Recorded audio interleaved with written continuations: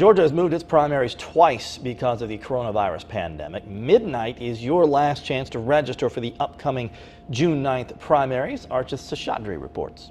More than 1 million Georgians have requested to vote absentee. With those kind of numbers, typically we're expecting about 2 million voters. So we end up with 2 million voters.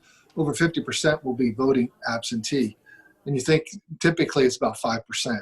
So that's 10 times, but it could be even a higher percentage when it's all said and done. But the state is now scrambling to get younger poll workers for the primaries. The average age of poll workers in Georgia right now is 70 plus, and that's identified as a higher risk age group.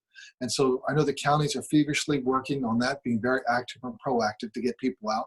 Georgia has more than 2,500 polling precincts, and each is required to have at least 3 poll workers. It's been tough to get poll workers for the last several years, probably 10, 20 years. The Secretary of State says counties may have to reduce the number of precincts if they fall short of workers. But also the advantage of the absentee ballot process, if more people vote absentee, then it reduces the number of people that show up for in-person voting. Plus, we're going to have to space people out, which just makes your lines naturally longer anyway. But the state is using grant money to help sanitize each polling place to keep voters safe. We've purchased 33,000 masks for poll workers to use to help assist them in that process. When you show up, it'll be wiped down before you use it, just like you're seeing in all the stores that you go shopping at. So we'll be cleaning off the machines before you come in. After you come in, we're going to wipe it off again. Reporting in Atlanta, Archit Seshadri, WJBF News Channel 6. The city of Augusta has a simple way for you to get your mail-in ballot to the right place to be counted. You can drop them off at specially marked boxes at the municipal building downtown or Warren Road, Brigham, and Diamond Lakes community centers.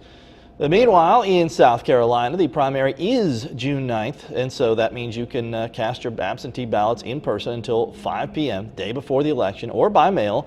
Lawmakers say if you are uncomfortable going to the polls, you can request an absentee ballot. Because it will allow you to vote, do it safely, and not have to be in such a dense population on election day. It's also important because you can maintain social distancing, you can work it into your life, your routine as we begin to open back up, as we begin to go back to work and things. You have until 7 p.m. June 9th to return your ballot, and you can do that at the voter registration office, I should say, in your county. Now,